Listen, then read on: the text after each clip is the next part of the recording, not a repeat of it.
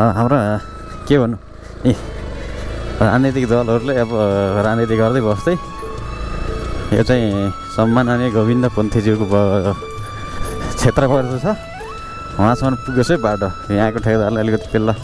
पेल्लामा भन्नु पऱ्यो उहाँ चाहिँ अब ठाउँ रमाइलो छ अलिकति बाटो मात्रै यहाँ समस्या हो चुनाव लडे चुनाव जिते तर बट बाटो भने जस्ता तस्तै छ जस्ता तस्तै के भन्नु झन् बिग्रिएको अवस्था छ कि बाटो त सबैले राजनीति गर्ने बाटो हो कि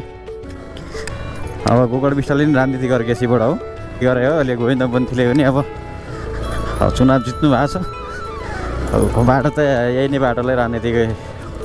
मुद्दा बनाउनु भएको छ अब हेरौँ स्थानीय त सरकारले पनि यही बाटोलाई मुद्दा बनाए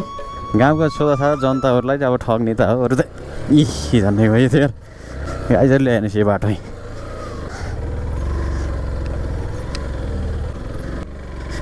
रमाइलो ठाउँहरू सुन्दर ठाउँहरूको अवलोकन गर्दै हामी